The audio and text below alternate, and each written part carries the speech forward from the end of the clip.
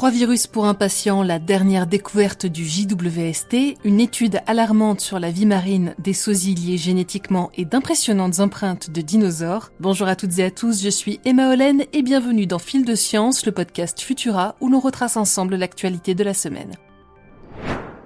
C'est un cas unique au monde. Un homme a contracté la Covid-19, la variole du singe et le VIH en même temps.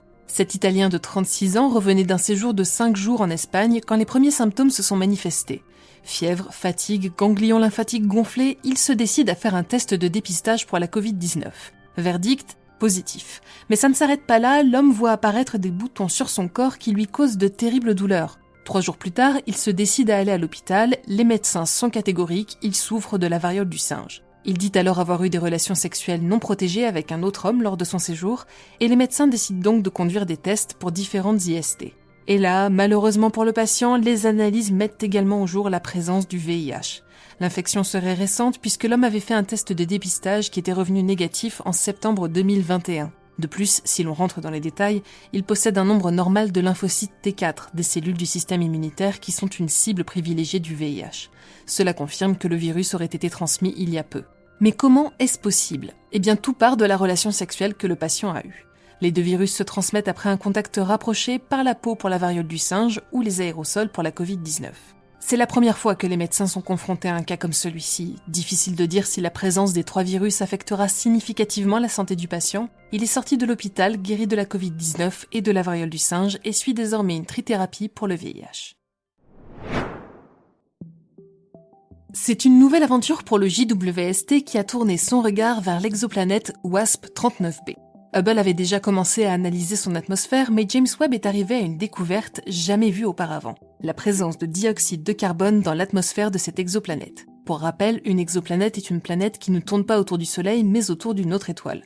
En l'occurrence, WASP-39b tourne autour de l'étoile WASP-39, située à seulement 700 années-lumière de notre système solaire, et a été découverte en 2011 via la méthode du transit. Cette découverte de CO2 est un prélude à la recherche de biosignatures, des traces chimiques ou physiques qui peuvent notamment être décelées dans un gaz accumulé dans une atmosphère. Décidément, à peine arrivé à son poste, le JWST ne cesse déjà de nous surprendre.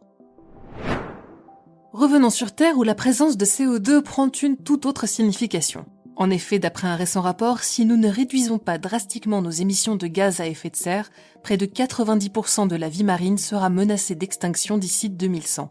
En 2015, lors de la signature des accords de Paris, l'objectif était de limiter le réchauffement climatique à 1,5 degré par rapport à l'ère industrielle. Mais aujourd'hui, nous en sommes déjà à 1,1 degré et au vu du peu d'efforts réalisés à ce jour, même le seuil des 2 degrés maximum paraît désormais inatteignable. Les conséquences sur les mers et les océans sont dramatiques. Les eaux se réchauffent, baissent leur oxygénation et s'acidifient. Des chercheurs ont étudié l'avenir de la vie marine en se penchant sur 25 000 espèces et en modélisant leur évolution selon les différents scénarios du GIEC qui envisagent jusqu'à 5% de réchauffement. Les résultats sont terrifiants. Au-delà de 3 degrés d'augmentation, 87% de la vie marine disparaîtra d'ici la fin du siècle. Mais tout n'est pas perdu. Si l'on ne dépasse pas les 2 degrés de plus, la courbe s'inversera et le risque d'extinction diminuera de 98%. Les plus à risque sont les grands prédateurs et les poissons situés dans les zones où l'on pratique le plus la pêche. Cela rappelle aux chercheurs l'extinction du Permien-Trias il y a 252 millions d'années, durant laquelle 95% des espèces marines avaient disparu. Nous pourrions nous aussi être les témoins et les auteurs d'une telle catastrophe, cette fois-ci beaucoup plus rapide qu'au temps des dinosaures. Notre apparence est dictée à la fois par notre génétique et notre environnement, et les combinaisons sont infinies, mais parfois il arrive que l'on tombe sur quelqu'un qui nous ressemble, un sosie. Des scientifiques espagnols se sont intéressés à ce phénomène et se sont posé une question. Est-ce que ces sosies se ressemblent aussi génétiquement ?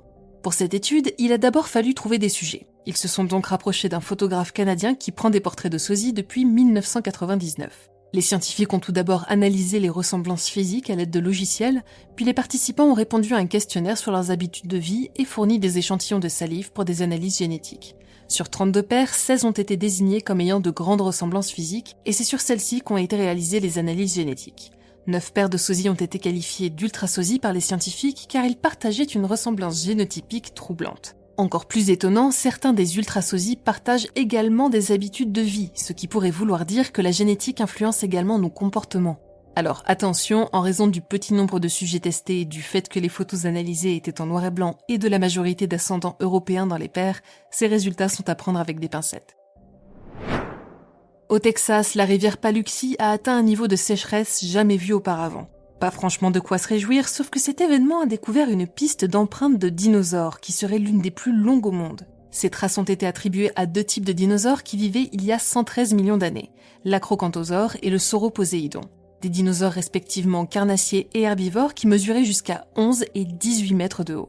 Ce n'est pas la première fois que de telles empreintes ont été découvertes à cet endroit, justement nommé Dinosaur Valley. Et si la pluie et la rivière recouvriront bientôt cette piste, le parc a promis de les protéger pour de futures analyses. Découvrez les images de ces folles empreintes et le reste de nos actualités sur Futura. C'est tout pour cette semaine. Si cet épisode de Fil de Science vous a plu, pensez à vous abonner, à nous laisser une note et un commentaire pour soutenir ce podcast. Ne manquez pas notre dernier épisode de Chasseurs de Sciences où je vous raconte l'histoire étonnante d'un groupe de prisonniers évadés qui auraient croisé le chemin du Yéti lors de leur périple entre la Sibérie et l'Inde. Je vous souhaite un excellent week-end et vous laisse entre les mains de Maëlle qui, promis, sera avec vous dès la semaine prochaine. Quant à nous, on continue de se retrouver sur Vitamine Tech et Chasseurs de Sciences pour de futurs épisodes. À bientôt!